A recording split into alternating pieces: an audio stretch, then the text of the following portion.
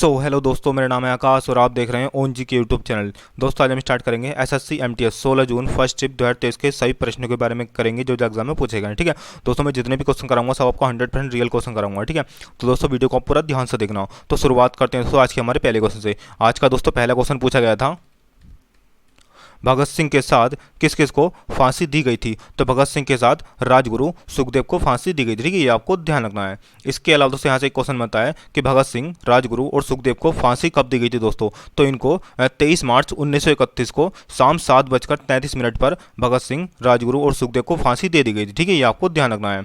इसके अलावा से बात करते हैं, इनको फांसी जो है ना 12 घंटे पहले ही दे दी गई थी। ठीक है, यानी कि तय वक्त से 12 घंटे पहले ही इनको फांसी दे दी गई थी। ठीक है, ये आपको ध्यान रखना है। इसके अलावा से यहाँ से क्वेश्चन बनता है कि भगत सिंह, राजगुरु और सुखदेव को फांसी की सजा कब सुनाई गई थी। ठीक है, ये क्वेश्चन बनता है यहाँ से। तो इनको फांसी की सजा दोस्तों 7 अक्टूबर 1929 को सुनाई गई थी। ठीक है, ये आपको ध्यान रखना है। इसके अलावा से बात करते हैं अगले क्वेश्चन की। क्वेश्चन नंबर 2 है।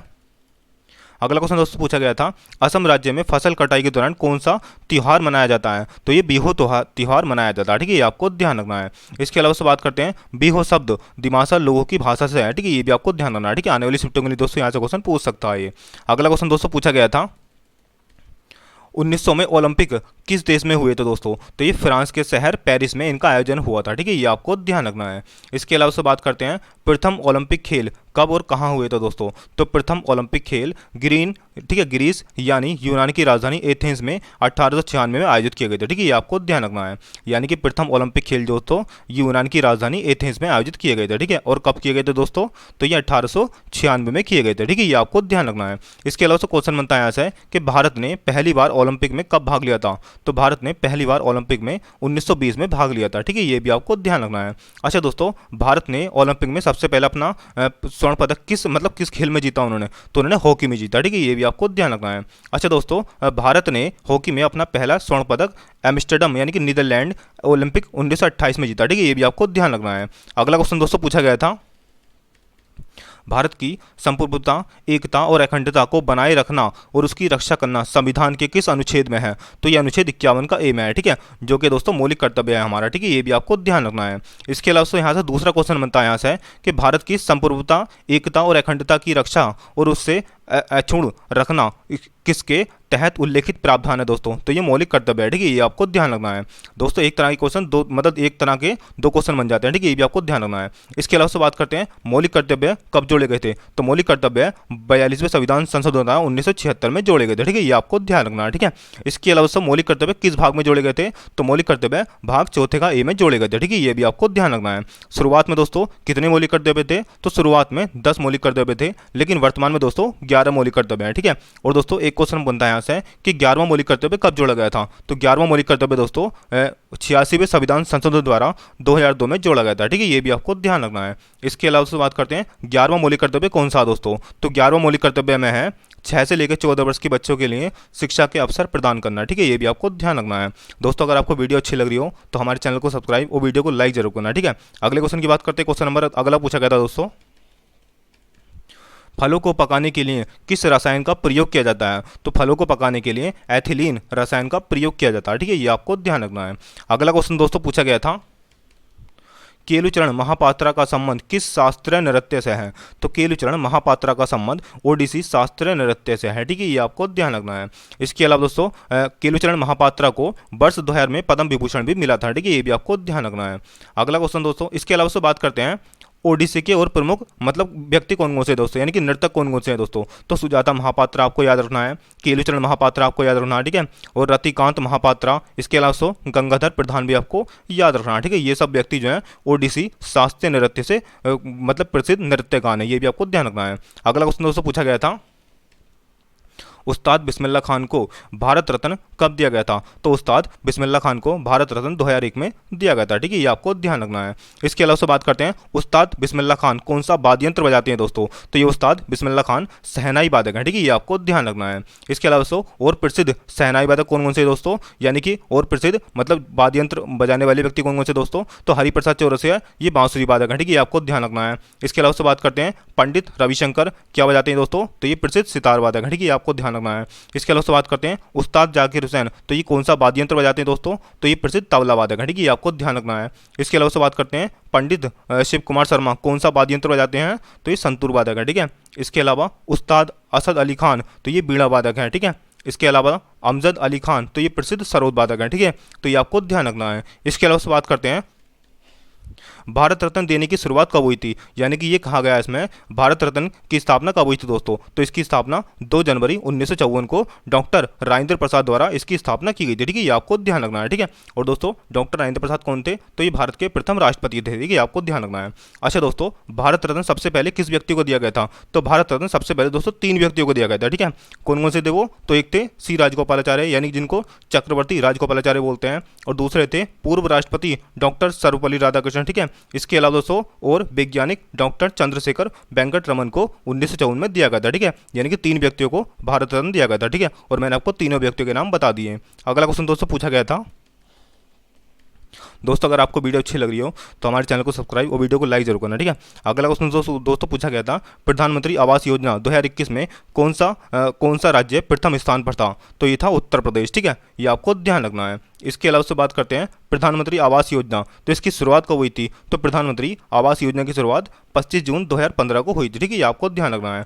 इसके अलावा दोस्तों प्रधानमंत्री आवास योजना का उद्देश्य क्या था, तो प्रधानमंत्री आवास योजना का उद्देश्य देश के सभी गरीबों को पक्का मकान दिलाना, ठीक है, इसका मुख्य उद्देश्य था, इतना आपको ध्यान रखना है। दोस्तों कमेंट बॉक्स करके बताना जितने भी मैं क्वेश्चन करा रहा हूँ ये सब पूछे गए थे या नहीं, ठीक है, क्योंकि दोस्तों आज की शिफ्ट में मुझे ये क्वेश्चन मिले हैं इसलिए मैं आपको करा रहा हूँ, ठीक है। अगला क्वेश्चन दोस्तों पूछा गया था निजाम खान के नाम से किस लोधी वंशज को जाना जाता है, तो निजाम खान के नाम से किस लोधी वंशज को जाना जाता है दोस्तों, तो इनको सिकंदर लोधी के नाम से जाना जाता है, ठीक है, यानी कि सिकंदर लोधी का दूसरा नाम निजाम खान है, ये भी आपको ध्यान रखना है। इसके अलावा से बात करते हैं सिकंदर लोधी ने 1504 में आगरा शहर की स्थापना करी थी, ठीक है, ये आपको ध्यान रखना है।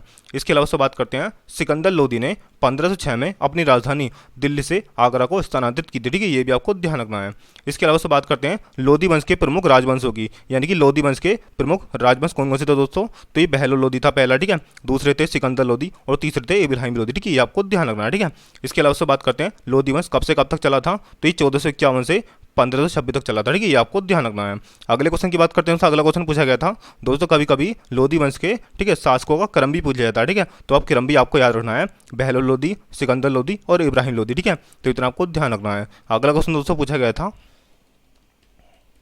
सुप्रीम कोर्ट किस अनुच्छेद के तहत रिट जारी करता है दोस्तों, तो सुप्रीम कोर्ट अनुच्छेद 32 के तहत रिट जारी करता है, ठीक है। इसके अलावा दोस्तों उच्च न्यायालय जो है यानी कि हाई कोर्ट अनुच्छेद 226 के तहत रिट जारी करता है, ठीक है, तो आप कंफ्यूज इनमें बिल्कुल मत होना, ठीक है।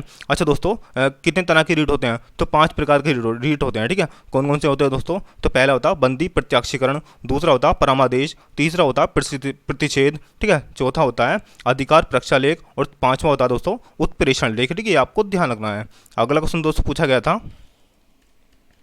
हिमालय के बाहरी हिस्से को किस नाम से जाना जाता है, तो हिमालय के बाहरी हिस्से को शिवालिक की पहाड़ी के नाम से जाना जाता है, ठीक है, ये आपको ध्यान रखना है। अगला क्वेश्चन दोस्तों इसके अलावा से बात करते हैं बृहद हिमालय को, ठीक है, इसे हिमालय इसे मतलब आंतरिक हिमालय या हिमाद्री भी कहा जाता है, ठीक है, ये आपको ध्यान रखना है। इसके अलावा दोस्तों इसको हम इस तरह से भी पढ़ सकते हैं कि हिमालय के आंतरिक भाग को किस नाम से जाना जाता है दोस्तों, तो हिमालय के आंतरिक भाग को बृहद हिमालय के नाम से जाना जाता है, ठीक है, ये आपको ध्यान रखना है।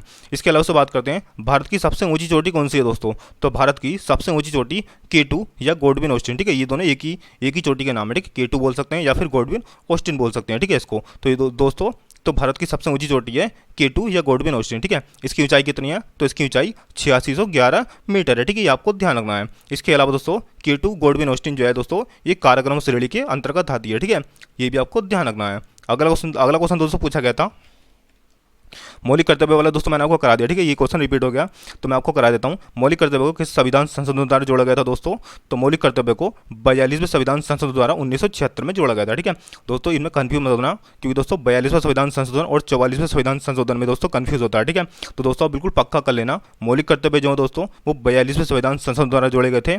इसके अलावा दोस्तों जो 44वां संविधान संशोधन है ना वो संपत्ति के अधिकार से संबंधित है, ठीक है, तो आप बिल्कुल इसमें कंफ्यूज मत होना। अगला क्वेश्चन दोस्तों पूछा गया था भारत में रेपो रेपो ठीक है, भारत में रेपो दर की घोषणा किसके द्वारा की जाती है? तो भारत में रेपो दर की घोषणा भारतीय रिजर्व बैंक के द्वारा की जाती है, ठीक है, ये आपको ध्यान रखना है। अच्छा दोस्तों, भारतीय रिजर्व बैंक की स्थापना कब हुई थी? तो इसकी स्थापना 1 अप्रैल 1935 को हुई थी, ठीक है, ये आपको ध्यान रखना है। इसके अलावा दोस्तों, भारतीय रिजर्व बैंक के वर्तमान गवर्नर कौन है? तो शक्तिकांत दास भारतीय रिजर्व बैंक के वर्तमान गवर्नर है, ठीक है, ये भी आपको ध्यान रखना है। इसके अलावा दोस्तों, यहाँ से मिलता जुलता क्वेश्चन बनता है कि रिवर्स रेपो रेट कौन जारी करता है दोस्तों? तो रिवर्स रेपो रेट मौद्रिक नीति समिति द्वारा तय की जाती है और दोस्तों इसकी अध्यक्षता भारतीय रिजर्व बैंक के गवर्नर करते हैं, ठीक है, ये भी आपको ध्यान रखना है। अगला क्वेश्चन दोस्तों पूछा गया था, वॉकर कप किस खेल से संबंधित है? तो वॉकर कप गोल्फ से संबंधित है, ठीक है, ये आपको ध्यान रखना है।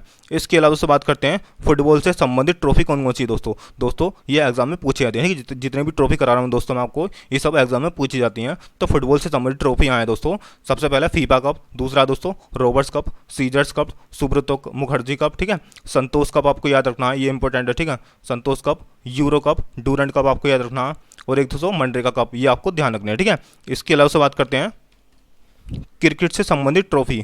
तो क्रिकेट से संबंधित ट्रॉफी है इंडियन प्रीमियर लीग, जिसको दोस्तों आईपीएल बोलते हैं, ठीक है इसको। इसके अलावा रणजी ट्रॉफी, ठीक है, ये भी आपको ध्यान रखना है। Ranji trophy, Dilip trophy, Vijay Hazare trophy, Deodhar trophy, ईरानी ट्रॉफी, सैयद मुश्ताक अली ट्रॉफी, ठीक है, ये आपको ध्यान रखना है। इसके अलावा से बात करते हैं हॉकी से संबंधित प्रसिद्ध ट्रॉफी।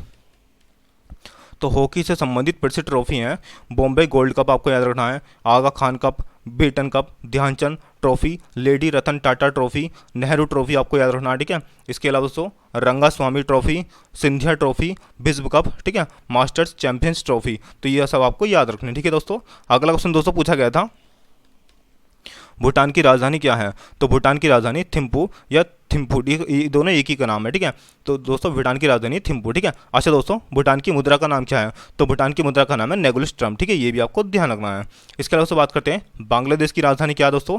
तो बांग्लादेश की राजधानी ढाका, ठीक है, ये आपको ध्यान रखना है। इसके अलावा दोस्तों नेपाल की राजधानी क्या है? तो नेपाल की राजधानी काठमांडू, ठीक है, और पाकिस्तान की राजधानी है इस्लामाबाद, ठीक है, ये आपको ध्यान रखना है। और दोस्तों अपने भारत की राजधानी है दिल्ली, ठीक है, ये आपको ध्यान रखना है। इसके अलावा से बात करते हैं अगला क्वेश्चन की बात करते हैं दोस्तों। अगला क्वेश्चन पूछा गया था, पीलिया किस विटामिन की कमी से होता है? तो पीलिया शरीर में विटामिन 12 की कमी से होता है, ठीक है, विटामिन V12 की कमी से होता है, ये आपको ध्यान रखना है। इसके अलावा से बात करते हैं इटाई रोग किसकी कमी से होता है दोस्तों? तो इटाई रोग कैडमियम के कारण होता है, ठीक है, ये आपको ध्यान रखना है। अच्छा दोस्तों, आयरन की कमी से कौन सा रोग होता है? तो आयरन की कमी से एनीमिया रोग होता है, ठीक है, ये भी आपको ध्यान रखना है।